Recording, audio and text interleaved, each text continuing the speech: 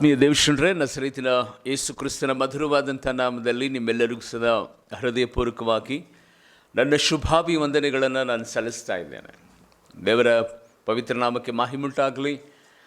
ಈಗಾಗಲೇ ಪ್ರಕಟಿಸಿರುವ ಹಾಗೆ ಏಪ್ರಿಲ್ ತಿಂಗಳಿನ 14ನೇ ತಾರೀಕಿನ ಸೋಮವಾರ ಬೆಳಗ್ಗೆ 9 ಗಂಟೆಯಿಂದ ನಡೆಯುವಂಥ ಯವನಸ್ಥರ ಕೂಟಕ್ಕಾಗಿ ದೇವರಿಗೆ ವಂದನೆ ಸಲ್ಲಿಸ್ತೇನೆ. ನೀವೆಲ್ಲರೂ ಸದಾ ಭಯಭಕ್ತಿಯಿಂದ ಪ್ರಾರ್ಥನೆ ಮಾಡಿರಿ. ನಿಮ್ಮ ಮಕ್ಕಳನ್ನು ಕರ್ಕೊಂಡು ಬನ್ನಿರಿ. ಬೆಂಗಳೂರು ಪಟ್ಟಣದಲ್ಲಿರುವಂಥ ನಮ್ಮ ಸಭೆಯಲ್ಲಿ ಈ ವಿಶೇಷವಾದಂಥ ಆರಾಧನೆ 9 ಗಂಟೆಗೆ ಪ್ರಾರಂಭವಾಗಲಿಕ್ಕಿದೆ. ಯವನಸ್ಥರೇ, ಒಂದು ವೇಳೆ ಸಾಫ್ಟ್ವೇರ್ ಕಂಪನಿಗಳಲ್ಲಿ ಅಥವಾ ವೈಯಕ್ತಿಕವಾಗಿ ಬಿಸ್ನೆಸ್ ಮಾಡುತ್ತಾ ಇಲ್ಲವೋ ಯೂನಿವರ್ಸಿಟಿಗಳಲ್ಲಿ, ಕಾಲೇಜ್ಗಳಲ್ಲಿ, ಹೈಸ್ಕೂಲ್ಗಳಲ್ಲಿ ಓದುತ್ತಿರುವಂಥ ನಿಮಗೆ ಮುಕ್ತವಾಗಿ ನಾವು ಆಹ್ವಾನಿಸುತ್ತೇವೆ. ಈ ಕೂಟ ನಿಮಗೋಸ್ಕರವಾಗಿಯೇ. ನೀವೆಲ್ಲರೂ ಸಹ ಅತ್ಯುತ್ಸಾಹದಿಂದ ಬಂದು ಭಾಗವಹಿಸುವುದರ ಮೂಲಕವಾಗಿ ಈ ಕೂಟದ ಆಶೀರ್ವಾದವನ್ನು ಪಡೆದುಕೊಳ್ಳಬೇಕೆಂಬುದಾಗಿ ಮತ್ತು ಕರ್ನಾಟಕದಲ್ಲಿ ನಿಮ್ಮ ಮೂಲಕವಾಗಿ ದೇವರಿಟ್ಟಿರುವಂಥ ಉದ್ದೇಶ ಚಿತ್ತವನ್ನು ನಿಮ್ಮ ಚಿತ್ತದಲ್ಲಿ ನೆರವೇರಿಸುವುದಕ್ಕೆ ಇದೊಂದು ಸುವರ್ಣಾವಕಾಶ. ಇದಕ್ಕಾಗಿ ನಿಮ್ಮನ್ನು ಹೃದಯಪೂರ್ವಕವಾಗಿ ನಾವು ಆಹ್ವಾನಿಸ್ತೇವೆ. ಈ ಸೇವೆಯ ಪ್ರಾಮುಖ್ಯವಾದ ಉದ್ದೇಶವೇ ಅನೇಕರನ್ನು ಕರ್ತನಿಗೋಸ್ಕರವಾಗಿ ಎಬ್ಬರಿಸುವಂಥದ್ದೇ, ಪ್ರತಿಷ್ಠಿಸುವಂಥದ್ದೇ ಆಗಿರುವಂಥದ್ದಾಗಿದೆ. 1999ನೇ ಇಸ್ವಿಯಿಂದ 2025ನೇ ಇಸ್ವಿ ತನಕ ಹಾಡುಗಳ ಮೂಲಕವಾಗಿ ಸೇವಾ ಕಾರ್ಯವನ್ನು ಪ್ರಾರಂಭಿಸುವುದರ ಮೂಲಕವಾಗಿ ಈಗಾಗಲೇ ನೂರಾರು ಸೇವಕರುಗಳು ಈ ಹೆದರದಿರು ನನ್ನ ಮನವೇ ಸೇವೆಯ ಆಶೀರ್ವಾದವನ್ನು ಹೊಂದುತ್ತಾ ಇದ್ದಾರೆ. ಅನೇಕರು ಸೇವೆಯಲ್ಲಿ ಬಲವಾಗಿ ಉಪಯೋಗವಾಗ್ತಾ ಇದ್ದಾರೆ. ಆತ್ಮೀಯ ದೇವಶನರೇ, ನಿಮಗೂ ಸಹ ದೇವರು ಈ ಕೂಟದ ಮೂಲಕವಾಗಿ ಉನ್ನತವಾದಂಥ ಆತನ ಕೃಪೆಗೆ ಮಾತ್ರವಲ್ಲ, ಆತನ ಸನ್ನಿಧಾನದಲ್ಲಿ ಬದುಕುವುದಕ್ಕೆ ಸುವರ್ಣಾವಕಾಶ. ತಪ್ಪದ ರೀತಿಯಲ್ಲಿ ಅನೇಕ ಸ್ನೇಹಿತರುಗಳಿಗೆ, ನಿಮ್ಮ ಕುಟುಂಬಸ್ಥರಿಗೆ ಈ ಕೂಟದ ವಿಷಯದಲ್ಲಿ ನೀವು ಶೇರ್ ಮಾಡಿರಿ. ದೇವರು ನಿಮ್ಮನ್ನು ಆಶೀರ್ವಾದ ಮಾಡಲಿ. ಪ್ರತ್ಯೇಕವಾಗಿ ಭಾನುವಾರ ನಡೆಯುವಂಥ ಆರಾಧನೆಗಳಿಗಾಗಿ ದೇವರಿಗೆ ನಾನು ಸ್ತೋತ್ರ ಮಾಡುತ್ತೇನೆ. ಆತ್ಮೀಯ ದೇವಶನರೇ, ಪ್ರತಿ ಭಾನುವಾರ ಉದಯ ಕಾಲದಲ್ಲಿ 7 ಗಂಟೆಯಿಂದ ನಡೆಯುವಂಥ ಬೆಂಗಳೂರಿನ ಹೆದರದಿರು ನನ್ನ ಮನವೇ ಸಭೆ ಆರಾಧನೆಗಳಲ್ಲಿ ಬಂದು ಪಾಲ್ಗೊಳ್ಳ್ರಿ. ಒಂದು ವೇಳೆ ಕರ್ನಾಟಕದ ಯಾವ ಮೂಲೆಯಲ್ಲಿ ನೀವು ಇರುವುದಾದರೆ ಹೆಬ್ಬಾಳ್ ಪ್ರಾಂತ್ಯ ಮತ್ತು ರಾಮಮೂರ್ತಿ ನಗರ, KR-ಪುರಂ, ಕಲ್ಕೆರೆ, ದೇನಾಕೆ ಸ್ತೋತ್ರ, ಬಾಬುಸಪಾಳ್ಯ, ಕಮ್ಮನಹಳ್ಳಿ ಈ ಪ್ರಾಂತ್ಯದಲ್ಲಿರುವಂಥ ಕನ್ನಡಿಗರು ಈ ಕೂಟದಲ್ಲಿ ವಿಶೇಷವಾದಂಥ ಈ ಭಾನುವಾರದ ಆರಾಧನೆಯಲ್ಲಿ ಪಾಲ್ಗೊಳ್ಳ್ರಿ. ಕರ್ತನು ನಿಮ್ಮನ್ನು ಆಶೀರ್ವಾದ ಮಾಡಲಿ. ದೇವರ ಸನ್ನಿಧಾನದಲ್ಲಿ 9:30ಯಿಂದ ತುಮಕೂರು ಪಟ್ಟಣದಲ್ಲಿ ನಡೆಯುವಂಥ ಹಿರಿಸಭೆಯ ಆರಾಧನೆಗಾಗಿ ನಿಮ್ಮನ್ನು ಹೃದಯಪೂರ್ವಕವಾಗಿ ನಾವು ಆಹ್ವಾನಿಸ್ತೇವೆ. ಈ ಆರಾಧನೆಯಲ್ಲಿ ಸದಾ ನೀವು ಪಾಲ್ಗೊಳ್ಳ್ರಿ. ಕರ್ತನು ನಿಮ್ಮನ್ನು ಆಶೀರ್ವಾದ ಮಾಡಲಿ. ವಿಶೇಷವಾಗಿ 14ನೇ ತಾರೀಕಿನ ಮೀಟಿಂಗಿನ ನೋಟಿಸನ್ನು ನಮ್ಮ ಸ್ಟೇಟಸ್ನಲ್ಲಿ ನಾವು ಹಾಕ್ತಾ ಇದ್ದೇವೆ. ಫೇಸ್ಬುಕ್ನಲ್ಲಿ, ಇನ್ಸ್ಟಾಗ್ರಾಮ್ನಲ್ಲಿ ನಾವು ಹಾಕ್ತಾ ಇದ್ದೇವೆ. ಆ ನೋಟಿಸನ್ನು ನೀವು ಸಹ ತೆಗೆದು ನಿಮ್ಮ ಸ್ಟೇಟಸ್ಗಳಲ್ಲಿ, ನಿಮ್ಮ ಇನ್ಸ್ಟಾಗಳಲ್ಲಿ, ನಿಮ್ಮ ವಾಟ್ಸಪ್ ಗ್ರೂಪ್ಗಳಲ್ಲಿ ಅವುಗಳನ್ನು ಹೆಚ್ಚೆಚ್ಚು ಶೇರ್ ಮಾಡಬೇಕೆಂಬುದಾಗಿ ನಿಮ್ಮನ್ನು ವಿನಯಪೂರ್ವಕವಾಗಿ ನಾನು ಕೇಳಿಕೊಳ್ಳುತ್ತೇನೆ. ಇವತ್ತು ಬೆಳಗ್ಗೆ 5:45ಗೆ ನಾನು ದೆಹಲಿಗೆ ಪ್ರಯಾಣ ಬೆಳೆಸಲಿಕ್ಕಿದ್ದೇನೆ. ಅಲ್ಲಿ 27ನೇ ತಾರೀಕು ಬೆಳಗ್ಗೆ 9 ಗಂಟೆಯಿಂದ ರಾತ್ರಿ 9 ಗಂಟೆ ತನಕ ನಡೆಯುವಂಥ ಸೇವಕರ ಒಂದು ಕೂಟ ಮತ್ತು ಪ್ರತ್ಯೇಕವಾಗಿ ಓಪೀರ್ ಮಿನಿಸ್ಟ್ರಿ ಅವರು ರಿಲೀಸ್ ಮಾಡುತ್ತಿರುವಂಥ ಹಿಂದಿ ಮತ್ತು ತಮಿಳ್ ಒಂದು ಆಧ್ಯಾತ್ಮಿಕ ಪುಸ್ತಕ, ಓಪೀರ್ ಅಯ್ಯನ್ ಅವರು ಬರೆದಿರುವಂಥ ಪುಸ್ತಕವನ್ನು ರಿಲೀಸ್ ಮಾಡಲಿಕ್ಕೆ ಆ ಸ್ಥಳಕ್ಕೆ ದೇವರು ನನ್ನನ್ನು ಕರ್ಕೊಂಡು ಹೋಗ್ತಾ ಇದ್ದಾನೆ.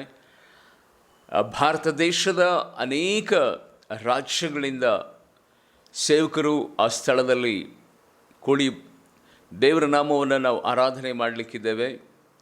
ಆ ಕೂಟದಲ್ಲಿ ದೇವರು ಮಹಿಮೆಯಾಗಿ ನನ್ನನ್ನು ಸದಾ ಉಪಯೋಗ ಮಾಡಿಕೊಳ್ಬೇಕೆಂಬುದಾಗಿ ಪ್ರಾರ್ಥಿಸಿರಿ. ಕರ್ತನು ನಿಮ್ಮನ್ನು ಆಶೀರ್ವಾದ ಮಾಡಲಿ. ಇವತ್ತಿನ ಸಂದೇಶದ ಪೀಠಿಕೆ ಇದಾಗಿರುವಂಥದ್ದಾಗಿದೆ. ಆತ್ಮೀಯ ದೇವಶನರೇ, ವಾಕ್ಯಕ್ಕೆ ಅಂಟಿಕೊಂಡ ರೂತಳು ಎಂಬುದಾಗಿ, ವಾಕ್ಯಕ್ಕೆ ಅಂಟಿಕೊಂಡ ರೂತಳು ಎಂಬುದಾಗಿ. ದೇನಾಕೆ ಸ್ತೋತ್ರವಾಗಲಿ. ರೂತಳ ಪುಸ್ತಕ 1ನೇ ಅಧ್ಯಾಯದ 14ನೇ ವಚನವನ್ನು ನಾವು ಕೇಳಿಸಿಕೊಳ್ಳುವಂಥರಾಗೋಣ. ರೂತಳ ಬರೆದ ಪುಸ್ತಕ 1ನೇ ಅಧ್ಯಾಯದ 14ನೇ ವಚನ. ಆಗ ಅವರು ತಿರುಗಿ ಗಟ್ಟಿಯಾಗಿ ಅತ್ತರು. ಓರ್ಪಳು ಅತ್ತೆಯನ್ನು ಮುದ್ದಿಟ್ಟು ಹೊರಟು ಹೋದಳು. ರೂತಳಾದರೂ ಅತ್ತೆಯನ್ನೇ ಅಂಟಿಕೊಂಡಳು. ಆತ್ಮೀಯ ದೇವಶ್ರೀ, ನಮ್ಮನ್ನು ಗಮನಿಸಿರಿ. ಇಲ್ಲಿ ನಡೀತಿರುವಂಥ ಘಟನೆ ನಿಮಗೆಲ್ಲರಿಗೂ ಚೆನ್ನಾಗಿ ಗೊತ್ತಿರುವಂಥದ್ದಾಗಿದೆ. ನಹೋಮಿ ಅಂದರೆ ಅದರ ಹೆಸರಿನ ಅರ್ಥ ಮಧುರ ಅಂತ. ನಹೋಮಿ ಎನ್ನುವಂಥ ಹೆಸರಿನ ಅರ್ಥ ಮಧುರ. ಮಧುರ ಅಂದರೆ ವಾಕ್ಯಕ್ಕೆ ನಹೋಮಿಯನ್ನು ಹೋಲಿಸಬಹುದು. ಯಾಕೆಂದರೆ ಬೈಬಲಲ್ಲಿ ನಾವು ನೋಡುವಂತರಾಗಿದ್ದೇವೆ, ವಾಕ್ಯಕ್ಕೆ ಜೇನಿಗಿಂತಲೂ ಜೇನು ತುಪ್ಪಕ್ಕಿಂತಲೂ ಸಿಹಿಯಾದದ್ದು, ಮಧುರವುಳ್ಳದ್ದು ಎಂಬುದಾಗಿ ಸತ್ಯವೇದ ವಾಕ್ಯವನ್ನು ಕುರಿತು ಸ್ಪಷ್ಟಪಡಿಸುವಂಥದ್ದಾಗಿದೆ. ಇಲ್ಲಿ 2 ಸಂಗತಿಗಳು ನಡೀತಾ ಇದೆ. ಇಬ್ಬರು ಸೊಸೆಯಂದರು ಆ ನಹೋಮಿಗೆ ಓರ್ಪಳು ಮುತ್ತು ಕೊಟ್ಟು ಹೋಗ್ತಾ ಇದ್ದಾಳೆ. ಆದರೆ ರೂತಳು ನಹೋಮಿಗೆ ಅಂಟಿಕೊಂಡೇ ಇದ್ದಾಳೆ. ನಾನಾಗ್ಲೇ ಹೇಳಿದೆ, ನಹೋಮಿ ಅಂದರೆ ವಾಕ್ಯಕ್ಕೆ ಗುರುತಾಗಿದ್ದಾಳೆ. ಓರ್ಪು ಆ ವಾಕ್ಯ ಅಂದರೆ ನಹೋಮಿಗೆ ಮುದ್ದು ಕೊಟ್ಟು ಹೋದಳು. ಆದರೆ ರೂತಳು ಆ ನಹೋಮಿಯನ್ನು ಅಂದರೆ ಆ ವಾಕ್ಯವನ್ನು ಅಂಟಿ ನಡೆದಳು ಎಂಬುದಾಗಿ. ಇವತ್ತು ಕ್ರೈಸ್ತ ಜೀವಿತದಲ್ಲಿ ಬಹಳ ಜನ ವಾಕ್ಯವನ್ನು ಪ್ರೀತಿಸುತ್ತಾರೆ, ವಾಕ್ಯಕ್ಕೆ ಮುದ್ದು ಕೊಡುತ್ತಾರೆ. ದೇವರ ಆರಾಧನೆಯಲ್ಲಿ ಕೂತುಕೊಳ್ಳುವಂಥ ಸಂದರ್ಭದಲ್ಲಿ ಹಬ್ಬ ಎಂಥ ಅದ್ಭುತವಾದಂಥ ವಾಕ್ಯ ನಮಗೆ ಸಿಕ್ಕಿತು ಎಂಬುದಾಗಿ ಆ ವಾಕ್ಯವನ್ನು ಬಹಳ ಆಸ್ವಾದಿಸುತ್ತಾ ಸಂತೋಷಕರವಾಗಿ ಅದನ್ನು ಸ್ವೀಕಾರ ಮಾಡಿಕೊಳ್ಳುತ್ತಾರೆ. ಆದರೆ ದೇವರಿಗೆ ಸ್ತೋತ್ರವಾಗಲಿ, ಆ ಮುದ್ದು ಕೊಟ್ಟ ನಂತರ ಅದನ್ನು ಮರೆತು ಬಿಡ್ತಾರೆ. ಇಲ್ಲಿ ಓರ್ಪಳು ಅದನ್ನೇ ಮಾಡಿದು. ತನ್ನ ಅತ್ತೆಯ ವಿಷಯದಲ್ಲಿ ಅವಳು ಮುದ್ದು ಕೊಟ್ಟು ಮತ್ತೆ ತಿರುಗಿ ಬರಲಿಲ್ಲ. ಮತ್ತೆ ತನ್ನ ಜೀವಿತವನ್ನು ಅತ್ತೆ ಕಡೆಗೆ ಅಥವಾ ಅತ್ತೆಗೆ ಗೌರವಿಸಬೇಕೆನ್ನುವಂಥ ಒಂದು ಮನಸ್ಥಿತಿ ಅವಳ ಜೀವಿತದಲ್ಲಿ ಬರಲಿಲ್ಲ. ಇವತ್ತು ದೇವರ ವಾಕ್ಯವನ್ನು ಆಲಿಸುತ್ತಿರುವಂಥ ದೇವ ಮಕ್ಕಳೇ, ಕ್ರೈಸ್ತರು ಇವತ್ತು ಎನಿಸಿಕೊಳ್ಳುತ್ತಿರುವಂಥ ನಿಮ್ಮ ನನ್ನ ಬದುಕಿನಲ್ಲಿ ವಾಕ್ಯಕ್ಕೆ ನಾವು ಮುದ್ದು ಕೊಡುತ್ತೇವೆ, ವಾಕ್ಯವನ್ನು ಧ್ಯಾನ ಮಾಡುತ್ತೇವೆ, ವಾಕ್ಯವನ್ನು ಪ್ರೀತಿಸುತ್ತೇವೆ, ವಾಕ್ಯವನ್ನು ನಾವು ಓದುತ್ತೇವೆ. ಆದರೆ ಆ ವಾಕ್ಯವನ್ನು ಕೈಗೊಂಡು ನಾವು ನಡೆಯೋದಿಲ್ಲ. ಇವತ್ತು ದೇವರ ವಾಕ್ಯವನ್ನು ಕೇಳುವಂಥ ತಾಯಂದರೆ, ದೇವರ ವಾಕ್ಯ ಹೀಗೆ ಬರೆಯಲ್ಪಟ್ಟಿದೆ, ಒಂದು ಕೆನ್ನೆಗೆ ಹೊಡೆದರೆ ಮತ್ತೊಂದು ಕೆನ್ನೆಯನ್ನು ಒಡ್ಡು ಎಂಬುದಾಗಿ ಬೈಬಲಲ್ಲಿ ದೇವರ ವಾಕ್ಯ ಯೇಸುಸ್ವಾಮಿ ಹೇಳಿದಂಥ ಸಂಗತಿ ನಿಮ್ಮೆಲ್ಲರಿಗೂ ಗೊತ್ತಿರುವಂಥದ್ದಾಗಿದೆ. ಒಂದು ವೇಳೆ ನಿಮ್ಮ ಗಂಡನೇ ನಿಮ್ಮ ಕೆನ್ನೆಗೆ ಒಂದು ಸಾರಿ ಕೈ ಬೀಸಿ ಹೊಡೆದರೆ, ಅಯ್ಯೋ ಎಷ್ಟು ಒಳ್ಳೆ ಗಂಡ, ನನ್ನನ್ನು ಎಷ್ಟು ಚೆನ್ನಾಗಿ ಹೊಡೆದೆಯಲ್ಲ, ಈ ಕೆನ್ನೆನೂ ಕೊಡ್ತೀನಿ ಬನ್ನಿ ಹೊಡಿರಿ ಅಂತ ಹೇಳುವಂಥ ತಾಯಂದ್ರೆ ಯಾರು ಇದ್ದೀರಾ? ಚಾನ್ಸಸ್ ಇದೆಯಾ? ಯಾಕೆಂದರೆ ಬೈಬಲ್ ಹೇಳ್ತದೆ, ಒಂದು ಕೆನ್ನೆಗೆ ಹೊಡೆದರೆ ಮತ್ತೊಂದು ಕೆನ್ನೆಯನ್ನು ಒಡ್ಡಬೇಕೆಂಬುದಾಗಿ. ಯಾರಾದರೂ ಇನ್ನೊಂದು ಕೆನ್ನೆಯನ್ನು ನಾವು ಕೊಡ್ತೇವಾ? ಸಾಧ್ಯವಿದೆಯಾ? ವಾಕ್ಯಕ್ಕೆ ವಿಧೇಯರಾಗುವಂಥ ಒಂದು ಸಂಗತಿನ ಇಲ್ಲ. ಆತ್ಮೀಯ ದೇವಜನರೇ, ವಾಕ್ಯವನ್ನು ಓದುತ್ತೇವೆ, ಆದರೆ ವಾಕ್ಯದ ಪ್ರಕಾರ ನಮ್ಮ ಜೀವನ ಇರಲ್ಲ. ವಾಕ್ಯ ಸಭೆಗೆ, ದೇವ ಮಂದಿರಕ್ಕೆ ಮಾತ್ರ, ಆ ಆಲಯದಲ್ಲಿ ಇರುವಂಥ ವೇಳೆಯಲ್ಲಿ ಮಾತ್ರ ಅದು ಕಾರ್ಯಗತಿನಲ್ಲಿ ಬರ್ತದೆ. ಆದರೆ ಆಲಯವನ್ನು ಬಿಟ್ಟು ಹೊರಗಡೆ ಬಂದ ಮೇಲೆ ನಮಗೂ ಆ ವಾಕ್ಯಕ್ಕೂ ಸಂಬಂಧವೇ ಇರೋದಿಲ್ಲ. ಅದಕ್ಕೆ ನಮ್ಮ ಬದುಕು ಮುರಾಬಟ್ಟೆಯಾಗಿರುವಂಥದ್ದಾಗಿದೆ. ಯಾಕೆಂದರೆ ನಾನು ನೀನು ಆರಾಧಿಸುವಂಥ ದೇವರು ಎಲ್ಲ ಮಂಡಲಗಳಿಗೂ ಆತನೇ ಅಧಿಪತಿ, ಎಲ್ಲ ಮಹಿಮೆಗೂ ಯೋಗ್ಯನು ಆತನು, ಆತನೇ ಮಹಿಮೆಯ ಪ್ರಭಾವದ ಐಶ್ವರ್ಯವಂತನು.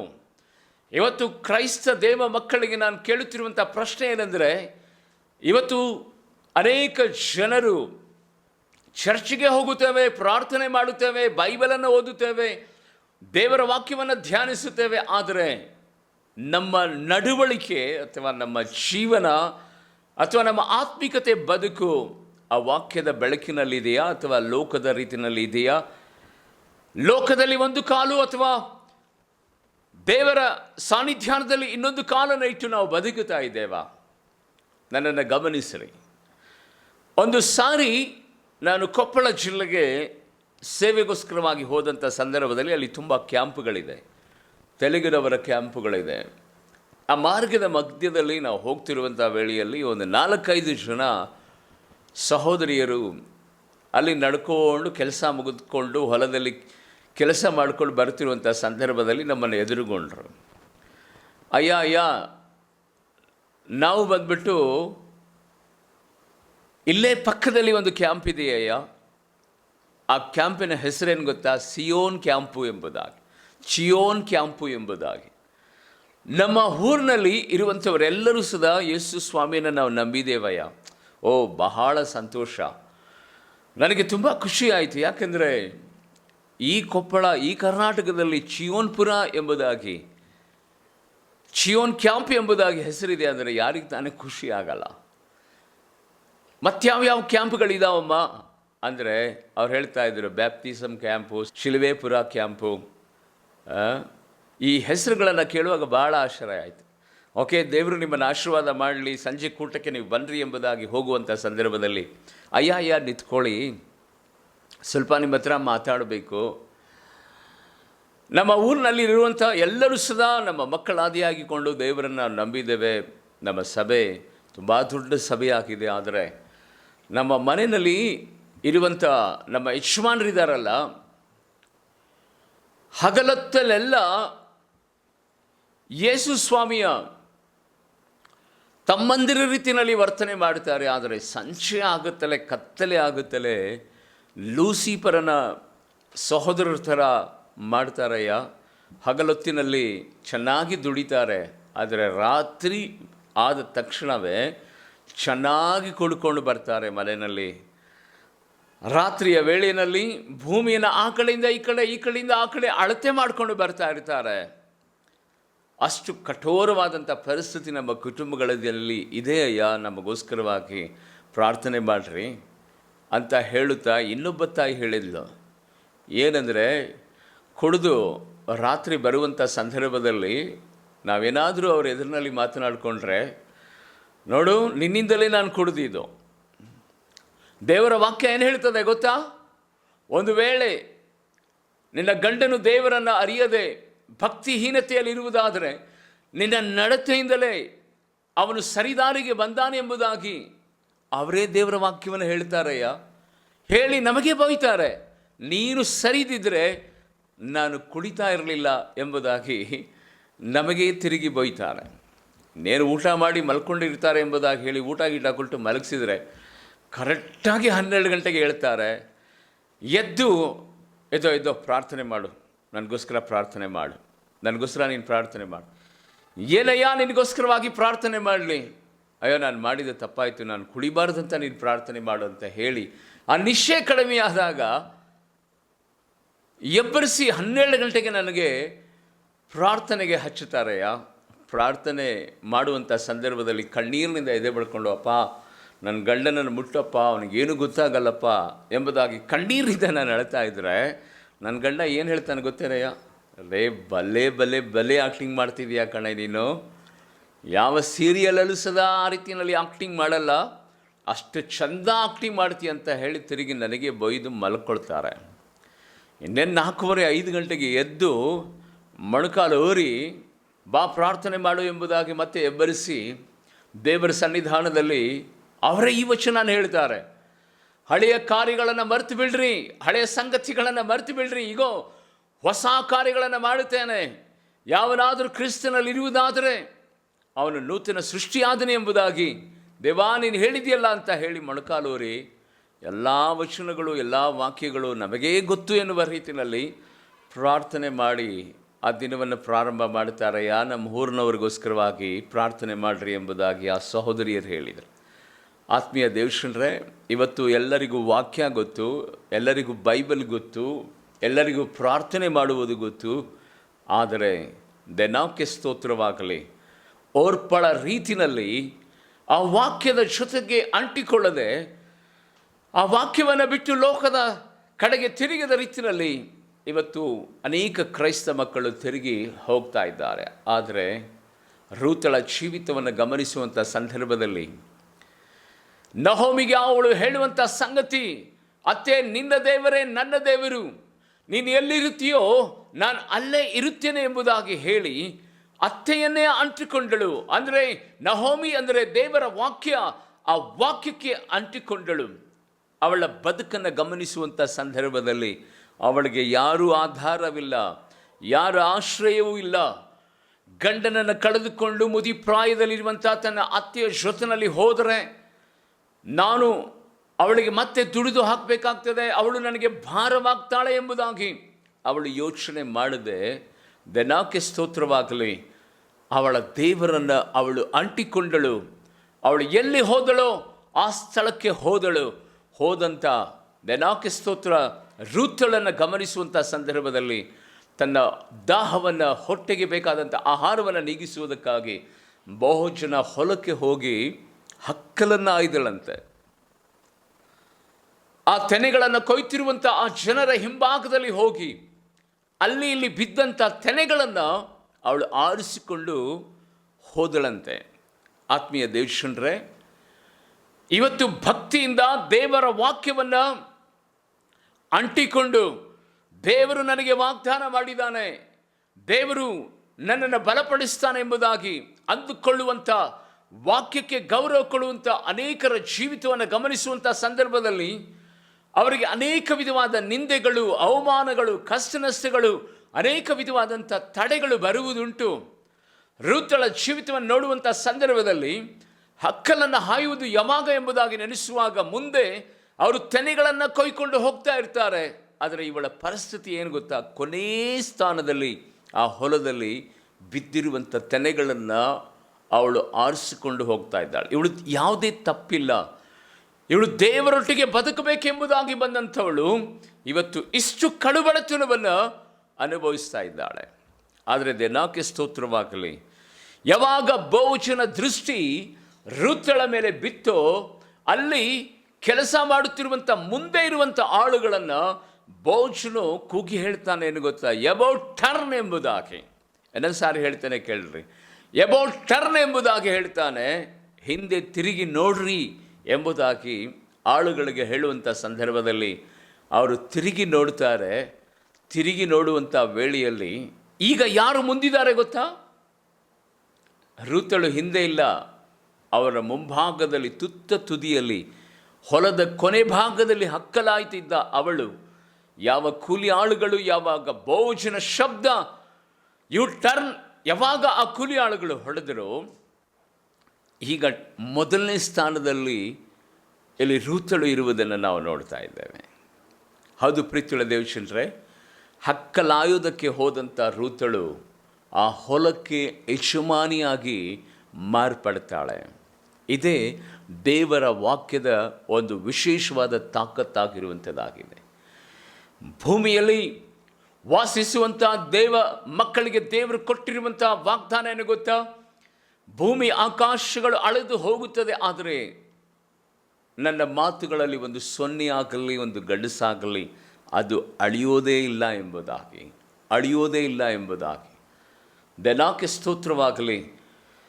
ಯಾವುದೇ ವಿಧವಾದಂಥ ಸಹಾಯವಿಲ್ಲದೆ ಅಸಹಾಯಕಳಾಗಿ ಒಬ್ಬಂಟಿಗಳಾಗಿ ಹೋದವಳು ಇವತ್ತು ಆ ಹೊಲಕ್ಕೆ ಯಜಮಾನಿಯನ್ನಾಗಿ ದೇವರು ಮಾರ್ಪಡಿಸ್ತಾನೆಂದರೆ, ಆತ್ಮೀಯ ದೇವಶನರೇ, ಕರೆದ ದೇವರು ನಂಬಿಗಸ್ತನಾಗಿದ್ದಾನೆ, ನಂಬಿಗಸ್ತನಾಗಿದ್ದಾನೆ. ಅದಕ್ಕೆ ಇವತ್ತು ನಿಮ್ಮ ಬದುಕಿನಲ್ಲಿ ಯಾವ ವಿಧವಾದಂಥ ನಿಮ್ಮ ಬಾಳಿನ ಆ ಮನೆಯ ಅಥವಾ ನಿಮ್ಮ ಕೌಟುಂಬಿಕ ಅಥವಾ ನಿಮ್ಮ ಸಂಸಾರದ ಜೀವಿತದಲ್ಲಿ ಇವತ್ತು ಯಾವುದು ಆಳ್ವಿಕೆ ಮಾಡ್ತಾ ಇದೆ? ಸೈತಾನ, ಕುಡುಕತನವ, ಸಾಲ ಸಂಕಷ್ಟವ, ಅನೇಕ ವಿಧವಾದ ಬಡತನ, ಶಾಪ, ರೋಗವ? ಆತ್ಮೀಯ ದೇವಶನರೇ, ಬೈಬಲ್ ಹೇಳ್ತದೆ, ವಾಕ್ಯ ಬೆಳಕಿಗೆ ಗುರುತಾಗಿದೆ, ಬೈಬಲಲ್ಲಿ ನಾವು ನೋಡುತ್ತೇವೆ, ನಿನ್ನ ವಾಕ್ಯವು ನನ್ನ ದಾರಿಗೆ ದೀಪವು, ನನ್ನ ಬಾಳಿಗೆ ಬೆಳಕಾಗಿದೆ ಎಂಬುದಾಗಿ, ನನ್ನ ಕಾಲಿಗೆ ಅದು ಬೆಳಕಾಗಿದೆ ಎಂಬುದಾಗಿ. ವಾಕ್ಯಕ್ಕೆ ಅಂಟಿಕೊಂಡಿರುವಂಥ ಮನೆ ಬೆಳಕಾಗಿರ್ತದೆ ವಿನಃ ಆ ಮನೆಯಲ್ಲಿ ಯಾವತ್ತೂ ಸದಾ ಕತ್ತಲೆ ಆಗಿರೋದಿಲ್ಲ.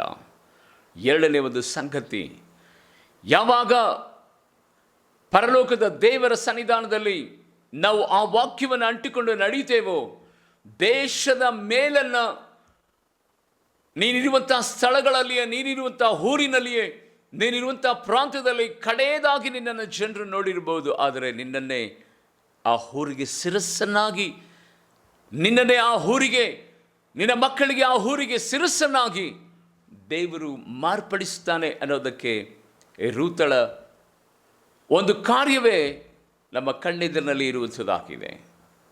ಎರಡನೇ ಒಂದು ಸಂಗತಿ, ನಿನ್ನ ಬದುಕಿನಲ್ಲಿ ಪ್ರೀತಿಯುಳ್ಳ ದೇವಶನರೇ, ಯಾರನ್ನು ಉನ್ನತ ಸ್ಥಿತಿಗೆ ದೇವರು ತರ್ತಾನೆ ಅಂದರೆ, ಯಾರಲ್ಲಿ ದೀನ ಮನಸ್ಸಿರುತ್ತದೋ ಅವರನ್ನೇ ದೇವರು ಉನ್ನತ ಸ್ಥಿತಿಯಲ್ಲಿ ತರುವಂತನಾಗಿದ್ದಾನೆ.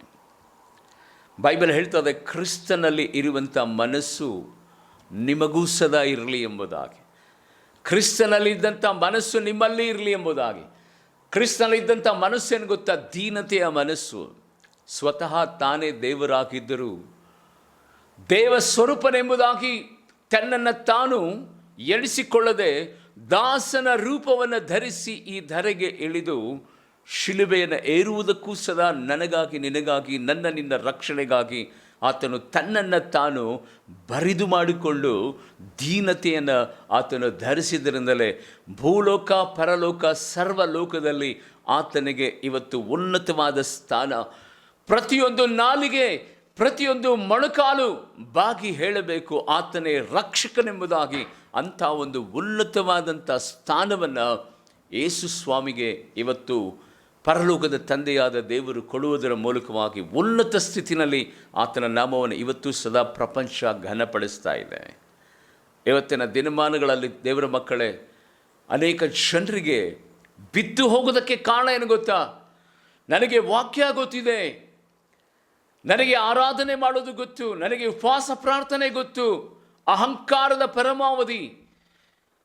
ಇವತ್ತು ನಾನು ನಿಮಗೆ ಹೇಳುವಂಥ ಒಂದು ಸಂಗತಿ ನಿಮ್ಮ ಹೃದಯದಲ್ಲಿ ಬರೆದಿಟ್ಟುಕೊಳ್ಳ್ರಿ. ನೀವು ಯಾವ ಸಭೆಗೆ ಹೋಗ್ತಾ ಇದ್ದೀರೋ ಆ ಸಭೆಯಲ್ಲಿ ದೀನತೆಯಿಂದ ನಡೆದುಕೊಳ್ಳ್ರಿ. ಯಾರು ಏನು ಮಾಡ್ತಾರೋ ಅದು ಪ್ರಾಮುಖ್ಯವಾದದ್ದಲ್ಲ. ದೇವರು ನಿಮ್ಮನ್ನು ನೋಡುತ್ತಾನೆ ಅಂತ ಭಯಭಕ್ತಿಯಿಂದ ನಡಗ್ರಿ. ನಿಮ್ಮ ಸೇವಕರಿಗೆ ಗೌರವಿಸ್ರಿ. ದೇವರ ವಾಕ್ಯ ಬರುವಾಗ ನಡುಗುತ್ತಾ ಅದನ್ನು ಸ್ವೀಕಾರ ಮಾಡಿರಿ. ಖಂಡಿತವಾಗಿಯೂ ಆ ಸಭೆಯಲ್ಲೇ ನಿಮ್ಮ ಕುಟುಂಬವನ್ನು, ನಿಮ್ಮ ಮನೆಯನ್ನು ಆತನು ಉನ್ನತ ಸ್ಥಿತಿಗೆ ತರ್ತಾನೆ, ಉನ್ನತ ಸ್ಥಿತಿಗೆ ತರ್ತಾನೆ. ಯಾಕೆಂದರೆ ದೀನರನ್ನು ಆತನು ಧೂಳಿನಿಂದ ಎತ್ತುವ ದೇವರು. ಬೈಬಲಲ್ಲಿ ನಾವು ನೋಡುವಂಥವರಾಗಿದೆ, ದೇವನಾಕ್ಕೆ ಸ್ತೋತ್ರವಾಗಲಿ. ಯಾರ ಒಳಗಡೆ ಅಹಂಕಾರ ಇರ್ತದೋ ಆ ವ್ಯಕ್ತಿ ಅವತ್ತೇ ಬರೆದುಕೊಳ್ಳಬೇಕು, ನನ್ನ ಅಧಪತನ ಪ್ರಾರಂಭವಾಯಿತು ಎಂಬುದಾಗಿ. ಸಮುವೇಲನು ಸೌಲನನ್ನು ಕುರಿತು ಒಂದು ಮಾತನ್ನು ಹೇಳ್ತಾನೆ, ಅದ್ಭುತವಾದಂಥ ಮಾತು. ಒಂದು ಸಮುವೇಲನ ಪ್ರವಾದನೆ ಗ್ರಂಥ 15ನೇ ಅಧ್ಯಾಯದ 17ನೇ ವಚನ. ಸಮುವೇಲನು ನೀನು ನಿನ್ನ ದೃಷ್ಟಿಯಲ್ಲಿ ಅಲ್ಪನಾಗಿದ್ದರೂ ಯೆಹೋವನು ನಿನಗೆ ಇಸ್ರಾಯೇಲರಲ್ಲಿ ರಾಜ್ಯಾಭಿಷೇಕ ಮಾಡಿದ್ದರಿಂದ ಸಾಕ್ದೇನಾಕೆ ಸ್ತೋತ್ರವಾಗಲಿ. ನಿನಗೆ ಹೇಗೆ ರಾಜತ್ವ ಸಿಕ್ತು, ದೇವರು ಹೇಗೆ ನಿನ್ನನ್ನು ಅಭಿಷೇಕ ಮಾಡಿದನು? ನೀನು ಯಾರು ಗೊತ್ತಾ? ಬಹಳ ಅಲ್ಪನು ನೀನು. ದೇವರ ಎದುರಿನಲ್ಲಿ ಬಹಳ ಅಲ್ಪನು ನೀನು. ಅಲ್ಪನಾಗಿರುವಂಥ ಸೌಲನೇ, ಅಲ್ಪನೆಂದು ನೀನು ತಿಳಿದುಕೊಂಡಂಥ ಆ ವೇಳೆಯಲ್ಲಿ, ಏನು ದಿಕ್ಕು ದೆಸೆ ಇಲ್ಲದೆ ಕತ್ತೆಯನ್ನು ಹುಡುಕುತ್ತಿರುವಂಥ ಆ ವೇಳೆಯಲ್ಲಿ ನಿನ್ನನ್ನು ಕರೆದು ಇಸ್ರಾಯೇಲರಿಗೆ ರಾಜ್ಯಾಭಿಷೇಕ ಮಾಡಿ ನಿನಗೆ ರಾಜನ ಸ್ಥಾನವನ್ನು ಕೊಟ್ಟಿದ್ದು ದೇವರು. ಅಂಥ ದೇವರನ್ನೇ ಇವತ್ತು ದೂಷಿಸ್ತೀಯ. ಅಂಥ ದೇವರ ವಾಕ್ಯಕ್ಕೆ ವಿರೋಧವಾಗಿ ಕಾರ್ಯಗಳನ್ನು ನಡೆಸ್ತಾ ಇದೆಯಾ? ನಿನ್ನನ್ನು ರಾಜನನ್ನಾಗಿ ಮಾರ್ಪಡಿಸಿದ್ದು ಯಾರು? ದೇವರೇ. ಅನೇಕ ಸಂದರ್ಭಗಳಲ್ಲಿ ಸಭೆಯಲ್ಲಿರುವಂಥ ವಿಶ್ವಾಸಿಗಳು, ಕ್ರೈಸ್ತ ಮಕ್ಕಳು ಇದನ್ನೇ ಮಾಡುವಂಥದ್ದು. ದೇವರನ್ನು ಮರೆತು ಬಿಡ್ತಾರೆ. ದೇವರು ಕೊಟ್ಟಿದ್ದಂಥ ಆಶೀರ್ವಾದವನ್ನು ಹೊಂದಿಕೊಳ್ಳುತ್ತಾ ಯಾವ ದೇವರು ಎಂಬುದಾಗಿ ದೇವರ ಆರಾಧನೆಗೆ ಹೋಗದೆ, ದೇವರ ವಾಕ್ಯವನ್ನು ಓದದೆ, ದೇವರ ಮಾತಿಗೆ ವಿಧೇಯರಾಗದೆ ಸೌಲನ ಆತ್ಮ ಇವತ್ತು ಸದಾ ಅನೇಕ ದುರಂಕಾರದ ಕ್ರಿಯೆಗಳು ಇವತ್ತು ಅನೇಕ ವಿಶ್ವಾಸಿಗಳಲ್ಲಿ ಕಾರ್ಯ ಮಾಡುತ್ತಿರುವಂಥ ಸಂಗತಿಗಳನ್ನು ನಾವು ನೋಡ್ತಾ ಇದ್ದೇವೆ. ಆತ್ಮೀಯ ದೇವಜನರೇ, ಸೌಲಿನ ಅಂತ್ಯ ಸ್ಥಿತಿ ನಿಮ್ಮ ಸತ್ಯವೇದದಲ್ಲಿ ಏನಾಯಿತು ಎಂಬುದಾಗಿ ನಿಮಗೆ ಚೆನ್ನಾಗಿ ಗೊತ್ತಿರುವಂಥದ್ದಾಗಿದೆ. ಅದಕ್ಕಾಗಿ ನಾನು ಹೇಳುವಂಥ ಸಂಗತಿಯನ್ನು ಗೊತ್ತಾ, ನಿಮ್ಮ ಬದುಕಿನಲ್ಲಿ ದೇವರು ಎಷ್ಟೇ ಕೊಟ್ಟರು ದೇವರಿಗೆ ಮಾತ್ರ ಮಹಿಮೆ ಸಲ್ಲುವ ರೀತಿಯಲ್ಲಿ ನಿಮ್ಮ ಬದುಕನ್ನು ನೀವು ಕಟ್ಟಿಕೊಳ್ಳ್ರಿ. ದೇವರಿಗೆ ಸ್ತೋತ್ರವಾಗಲಿ. ಇವತ್ತಿನ ದಿನಮಾನಗಳಲ್ಲಿ ದೇವರನ್ನು ಎಲ್ಲೋ ಪಕ್ಕಕ್ಕಿಟ್ಟು ಬಿಡ್ತಾರೆ. ಆದರೆ ಆಸ್ತಿ, ಐಶ್ವರ್ಯ, ತಮ್ಮಲ್ಲಿರುವಂಥ ಸಂಪತ್ತು, ತಮ್ಮಲ್ಲಿರುವಂಥ ಹಣ, ಜನ, ಬಲದ ಅದರ ಮೇಲೆ ಆತುಕೊಂಡು ಬಿಡ್ತಾರೆ. ನೀನು ಬರೆದಿಟ್ಟುಕೋ, ನಿನ್ನ ಬದುಕಿನಲ್ಲಿ ಅಧಪತನಕ್ಕೆ ಅದು ದಾರಿಯಾಗುತ್ತದೆ ಎಂಬುದಾಗಿ. ಕ್ರಿಸ್ತನಲ್ಲಿದ್ದಂಥ ದೀನ ಮನಸ್ಸು ನಿಮ್ಮ ಒಳಗಡೆ ಇರಬೇಕೆಂಬುದಾಗಿ ದೇವರು ಇಷ್ಟಪಡುವಂತವನಾಗಿದ್ದಾನೆ. ನನಗೆ ಗೊತ್ತಿರುವಂಥ ಒಬ್ಬ ವ್ಯಕ್ತಿ, ನಮ್ಮ ಊರಿನ ಹತ್ತಿರವೇ ವಾಸ ಮಾಡುತ್ತಿದ್ದಂಥ ವ್ಯಕ್ತಿ, 35 ವರ್ಷದ ವ್ಯಕ್ತಿ, ಸಾಫ್ಟ್ವೇರ್ ಕಂಪನಿಯಲ್ಲಿ ಜಾಯ್ನ್ ಆಗಿ ತಿಂಗಳಿಗೆ 3 ಲಕ್ಷ ರೂಪಾಯಿ ಸ್ಯಾಲರಿ ತೆಗೆದುಕೊಳ್ಳುತ್ತಿರುವಂಥ ಸಂದರ್ಭದಲ್ಲಿ ತನ್ನ ತಂದೆ, ತನ್ನ ತಾಯಿ ಹುಟ್ಟಿ ಬೆಳೆಸಿದಂಥ ಆ ಊರನ್ನು ಬಿಟ್ಟು ಬೆಂಗಳೂರು ಪಟ್ಟಣದಲ್ಲಿ ಒಂದು ದೊಡ್ಡ ಅಪಾರ್ಟ್ಮೆಂಟ್ನಲ್ಲಿ ಕೋಟಿ ರೂಪಾಯಿ ಬೆಲೆ ಬಾಳುವಂಥ ಒಂದು ಸ್ಥಳವನ್ನು ಕೊಂಡುಕೊಂಡು ತನ್ನ ಮನೆ ಖಾಲಿ ಮಾಡಿಕೊಂಡು ಹೋಗ್ತಿರುವಂಥ ವೇಳೆಯಲ್ಲಿ ಆ ಊರಿನ ಜನರು ಕೇಳಿದರು, ಏನಂದರೆ, ಯಾಕಪ್ಪ ನಿನ್ನ ತಂದೆ ತಾಯಿಗಳು ಬಿಟ್ಟು ನೀನು ಹೋಗ್ತಾ ಇದೆಯಾ? ನೀನು ಬೆಳೆದಿದ್ದು ಇಲ್ಲೇ, ನಿನ್ನ ಮಕ್ಕಳು ಇಲ್ಲಿ ಬೆಳೀತಾ ಇದ್ದಾರೆ, ನೀನು ವಿದ್ಯಾಭ್ಯಾಸ ಮಾಡಿದ್ದೆ ಇಲ್ಲೇ, ನಿನ್ನ ಸ್ವಂತ ಊರನ್ನು ನೀನು ಬಿಟ್ಟು ಯಾಕೆ ಹೋಗ್ತಿದ್ದೆ ಎಂಬುದಾಗಿ ಹೇಳುವಾಗ ಆ ಮನುಷ್ಯ ಹೇಳಿದಂಥ ಸಂಗತಿ ಏನು ಗೊತ್ತಾ? ಅಯ್ಯೋ, ಇಂಥ ಕೂಲಿ ಆಳುಗಳು, ಕೆಲಸದವರು, ಇಂಥ ಸ್ಲಮ್ ಇರುವಂಥ ಜನರಲ್ಲಿ ನಾನು ನನ್ನ ಮಕ್ಕಳು ಇರೋದಕ್ಕಾಗಲ್ಲ. ಇದುವರೆಗೆ ಹುಟ್ಟಿದ್ದು ಅಲ್ಲಿ, ಬೆಳೆದಿದ್ದು ಅಲ್ಲಿ. ಈಗ ಆತನ ಕಣ್ಣಿಗೆ ಹಣ ಬಂದಂಥ ಸಂದರ್ಭದಲ್ಲಿ ಅದು ಸ್ಲಮ್ ಆಗಿ ಮಾರ್ಪಟ್ಟಂಥ ವೇಳೆಯಲ್ಲಿ ಜನರಲ್ಲೇ ಹೇಳ್ತಾರೆ, ಅಯ್ಯೋ ಏನು ಅಹಂಕಾರ, ಏನು ದುರಂಕಾರ ಎಂಬುದಾಗಿ. ಹಣ ಬಂದ ತಕ್ಷಣ ಊರಿನಲ್ಲಿರುವವರೆಲ್ಲರೂ ಸದಾ ಕೂಲಿ ಆಳುಗಳು, ಈತನೊಬ್ಬನೇ ಶ್ರೀಮಂತ ಎಂಬುದಾಗಿ. ಹೇಗೋ ಅಪಾರ್ಟ್ಮೆಂಟನ್ನು ತೆಗೆದುಕೊಂಡಿದ್ದಾಯಿತು, ಒಳಗಡೆ ಇಂಟೀರಿಯರ್ ವರ್ಕ್ ಎಲ್ಲ ಮುಗಿದಿದ್ದಾಯಿತು. ಇನ್ನೇನು ನಾಳೆ ಅದನ್ನು ಓಪನಿಂಗ್ ಮಾಡುವಂಥ ಸಂದರ್ಭದಲ್ಲಿ ರಾತ್ರಿ 12 ಗಂಟೆ ವೇಳೆಯಲ್ಲಿ ಏನಾಯಿತೋ ಗೊತ್ತಿಲ್ಲ, ಹಾರ್ಟ್ ಸ್ಟ್ರೋಕ್ ಆಗಿ ಆ 35 ವರ್ಷದ ಮನುಷ್ಯ ಸತ್ತು ಹೋದ. ದೇವರಿಗೆ ಸ್ತೋತ್ರವಾಗಲಿ. ಆ ಊರಿನ ಜನರೆಲ್ಲರೂ ಸದಾ ಮಾತನಾಡ್ತಿದ್ದಂಥ ಸಂಗತಿ ಏನು ಗೊತ್ತಾ? ಅವನ ದುರಾಂಕಾರವೇ ಅವನನ್ನು ಸಾಯಿಸಿಬಿಟ್ಟಿತು ಎಂಬುದಾಗಿ. ಆತ್ಮೀಯ ದೇವಜನರೇ, ಎಷ್ಟೇ ಆಸ್ತಿ, ಎಷ್ಟೇ ಐಶ್ವರ್ಯ, ಎಷ್ಟೇ ಸಂಪತ್ತು ಬಂದರೂ ಸಹ ಅದನ್ನು ಯಾರು ಕೊಟ್ಟರೋ ಅದಕ್ಕೆ ಕಾರಣನಾಗಿರುವಂಥ ದೇವರಿಗೆ ಆ ಮಹಿಮೆ ಸಲ್ಲಿಸಬೇಕೇ ವಿನಃ ಬೇರೆ ಯಾವ ಸಂದರ್ಭದಲ್ಲೂ ಸದಾ ನಮ್ಮನ್ನು ನಾವು ಹೊಗಳಿಕೊಳ್ಳಬಾರ್ದು. ಇವತ್ತು ನಿಮಗೊಂದು ಪ್ರಶ್ನೆ ಕೇಳ್ತೇನೆ. ಎಲ್ಲ ವಿಷಯಗಳಲ್ಲೂ ಈ ಜನರು ಹೆಚ್ಚಿಸಿಕೊಳ್ತಾರೆ, ಆದರೆ ಒಂದು ವಿಷಯದಲ್ಲಿ ಮಾತ್ರ ಜನರು ತಗ್ಗಿಸಿಕೊಳ್ತಾರೆ. ಏನ್ರಿ ಅದು ಹೇಳ್ತೀರಾ? ದೇವರಿಗೆ ಸ್ತೋತ್ರವಾಗಲಿ. ನನ್ನ ಹತ್ರ ಟ್ಯಾಲೆಂಟ್ ಇದೆ, ನನ್ನ ಹತ್ರ ಆಸ್ತಿ ಇದೆ, ನನ್ನ ಹತ್ರ ಬ್ಯಾಲೆನ್ಸ್ ಇದೆ, ನನ್ನ ಹತ್ರ ಸೌಂದರ್ಯ ಎಲ್ಲ ಇದೆ, ಆದರೆ ಒಂದು ವಿಷಯದಲ್ಲಿ ಮಾತ್ರ ತಗ್ಗಿಸ್ಕೊಳ್ತಾರೆ. ಅದೇನೆಂದರೆ ಏಜಿನ ವಿಷಯದಲ್ಲಿ. ಅದನ್ನು ಜಾಸ್ತಿ ಹೇಳಲ್ಲ ಯಾರು. ಆಂಟಿದರೆ ಕೇಳಿದರೆ ಆಲ್ರೆಡಿ 50 ವರ್ಷ ಆಗಿರ್ತದೆ, ಈಗ ನನಗೆ 40 ವರ್ಷ ಅಂತಾರೆ. ಅದನ್ನು ತಗ್ಗಿಸ್ಕೊಳ್ತಾರೆ ನೋಡ್ರಿ, ಅವರೆಲ್ಲ ಕಡಿಮೆ ಮಾಡ್ತಾರೆ. ಅಂಕಲ್ಗೆ ಕೇಳಿದರೆ ಅದೇ ರೀತಿಯಲ್ಲಿ ಹೇಳ್ತಿರ್ತಾರೆ. ಆತ್ಮೀಯ ದೇವರ ದೇವರಿಗೆ ಸ್ತೋತ್ರ. ಇವತ್ತಿನ ದಿನಮಾನಗಳಲ್ಲಿ ಜನರು 4 ಸಂಗತಿಗಳ ವಿಷಯದಲ್ಲಿ ಹೆಚ್ಚಲ್ಪಡ್ತಾರಂತೆ, ಗರ್ವ ಇರ್ತದಂತ ಸ್ಮಿತ್ ವಿಗಲ್ಸ್ವರ್ತ್ ತಮ್ಮ ಪುಸ್ತಕದಲ್ಲಿ ಬರೀತಾರೆ. ಮೊದಲನೇದು ಫೇಸ್, ಎರಡನೇದು ಪ್ಲೇಸ್, ಮೂರನೇದು ರೇಸ್, ನಾಲ್ಕನೇದು ಗ್ರೇಸ್ ಎಂಬುದಾಗಿ.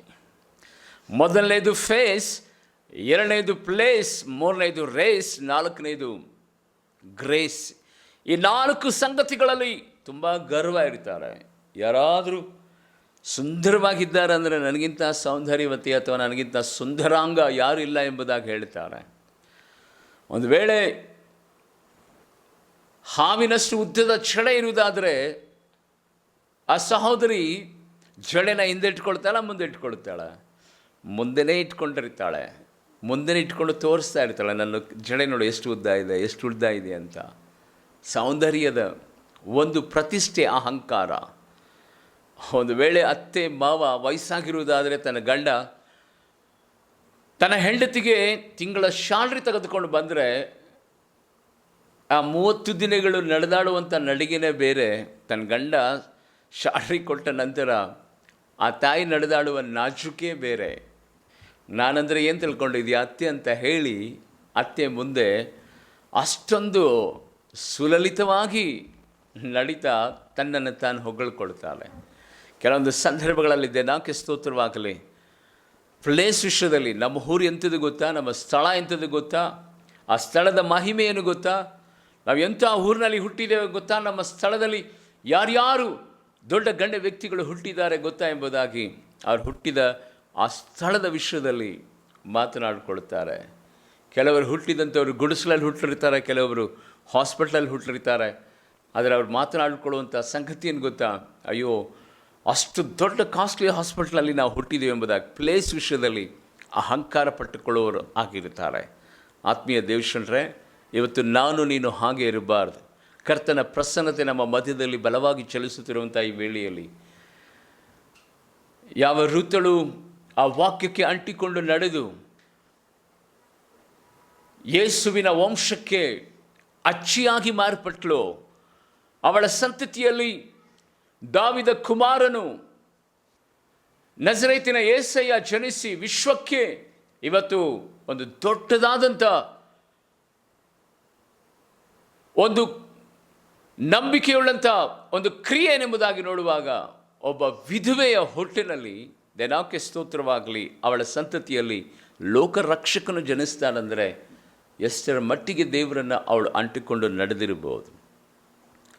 ಇವತ್ತು ದೇವರ ವಾಕ್ಯವನ್ನು ಕೇಳುತ್ತಿರುವಂಥ ನಿನ್ನ ನನ್ನ ಬದುಕಿನಲ್ಲಿ ಆತ್ಮೀಯ ದೇವಶನರೇ, ನಮ್ಮನ್ನು ಎಷ್ಟರ ಮಟ್ಟಿಗೆ ನಾವು ತಗ್ಗಿಸಿಕೊಳ್ಳಬೇಕೋ ಅಷ್ಟರ ಮಟ್ಟಿಗೆ ನಮ್ಮನ್ನು ತಗ್ಗಿಸಿಕೊಳ್ಳೋಣ. ಬೈಬಲ್ ಹೇಳ್ತದಲ್ಲ, ದೇವರ ತ್ರಾಳುಳ್ಳ ಹಸ್ತದ ಕೆಳಗಡೆ ನಿಮ್ಮನ್ನು ತಗ್ಗಿಸಿಕೊಳ್ಳ್ರಿ, ತಕ್ಕ ಕಾಲದಲ್ಲಿ ದೇವರು ನಿಮ್ಮನ್ನು ಮೇಲಕ್ಕೆ ಎತ್ತುತ್ತಾನೆಂಬುದಾಗಿ. ಆ ಕಾರ್ಯವನ್ನು ದೇವರು ನಿಮ್ಮ ಜೀವಿತದಲ್ಲಿ ನೆರವೇರಿಸಲಿ. ಯೇಸುವಿನ ನಾಮದಲ್ಲಿ ಯಾವತ್ತೂ ಸದಾ ವಾಕ್ಯವನ್ನು ಬಿಟ್ಟು ಆ ಕಡೆ ಹೋಗಬೇಡ್ರಿ. ವಾಕ್ಯವನ್ನೇ ಆಧಾರ ಮಾಡಿಕೊಂಡಂಥ ರೂತಳು ಉನ್ನತವಾದಂಥ ಆಶೀರ್ವಾದಕ್ಕೆ ಪಾತ್ರರಾದ ರೀತಿಯಲ್ಲಿ ನೀವು ನಿಮ್ಮ ಕುಟುಂಬ ಪಾತ್ರರಾಗಲಿ ಎಂಬುದಾಗಿ ಒಂದು ನಿಮಿಷ ನಾನು ಪ್ರಾರ್ಥನೆ ಮಾಡ್ತೇನೆ.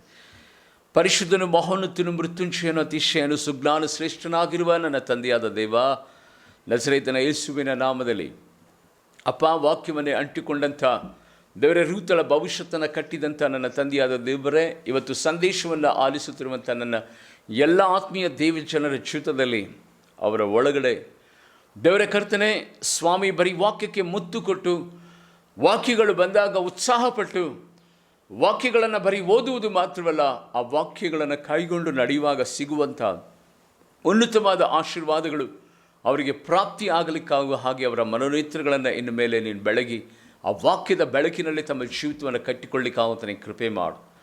ದೀನತೆಯ ವಸ್ತ್ರವನ್ನು ನಿನ್ನ ಮಕ್ಕಳಿಗೆ ತೊಡಿಸಪ್ಪ. ಯೇಸು ಕ್ರಿಸ್ತನ ನಾಮದಲ್ಲಿ ನಾವು ಅಲ್ಪರು, ನಮ್ಮ ಮಧ್ಯದಲ್ಲಿರುವಂಥ ಎಲ್ಲರೂ ಸದಾ ಉನ್ನತರು ಎಂಬುದಾಗಿ ಪ್ರತಿಯೊಬ್ಬರನ್ನು ಗೌರವಿಸುವ ಪ್ರೀತಿಸುವ ಹೃದಯ ನಿನ್ನ ಮಕ್ಕಳದಾಗಿ ಮಾರ್ಪಡಬೇಕೆಂಬುದಾಗಿ ನಾನು ಬೇಡಿಕೊಳ್ಳುತ್ತೇನೆ. ನಜರೇತಿನ ಯೇಸುವಿನ ನಾಮದಲ್ಲಿ ಇವತ್ತು ಕಾಣಿಕೆಗಳನ್ನು ಸಮರ್ಪಿಸಿದ್ದಾರೆ ನಿನ್ನ ಮಕ್ಕಳನ್ನು ನೀನು ಆಶೀರ್ವಾದ ಮಾಡು. ವೆಂಕಟೇಶ್ ಮತ್ತು ಕುಮಾರ್ ಅವರ ಕುಟುಂಬದಲ್ಲಿ ಒಂದು ದೊಡ್ಡದಾದಂಥ ಪರಲೋಕದ ಬಾಗಿಲುಗಳನ್ನು ತೆರೆ ಮಾಡು. ನಜರೇತಿನ ಯೇಸುವಿನ ನಾಮದಲ್ಲಿ SSLC ಎಕ್ಸಾಮಿನೇಷನ್ ಬರೀತಿರುವಂಥ ನಿನ್ನ ಮಕ್ಕಳನ್ನು ಆಶೀರ್ವಾದ ಮಾಡಪ್ಪ.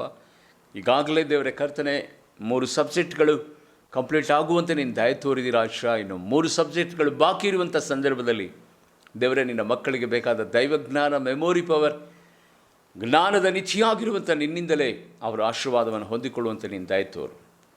ಯೇಸು ಕ್ರಿಸ್ತನ ನಾಮದಲ್ಲಿ ಪ್ರತ್ಯೇಕವಾಗಿ ದೇವರ ಕರ್ತನೆ ನಿನ್ನ ಸಮ್ಮುಖದಲ್ಲಿ ಪ್ರಯಾಣವನ್ನು ನೀನು ಆಶೀರ್ವಾದ ಮಾಡು. ದೇವರ ಕರ್ತನೆ ಸ್ವಾಮಿ, ಈ ವಾರ ಪೂರ್ತಿ ನಿನ್ನ ಸನ್ನಿಧಿ ಸೇವೆಯಲ್ಲಿ ನಾವೆಲ್ಲರೂ ಸದಾ ಉಪಯೋಗವಾಗುವಂತೆ ನಮ್ಮನ್ನು ನೀನು ಸಹಾಯ ಮಾಡಿ ನಡೆಸಬೇಕೆಂದು ಯೇಸುವಿನ ನಾಮದಲ್ಲಿ ಬೇಡಿ ಪ್ರಾರ್ಥಿಸ್ತೇನೆ, ನನ್ನ ಪರಲೋಕದ ತಂದೆಯಾದ ದೇವರೇ. Amen, amen. Praise lord.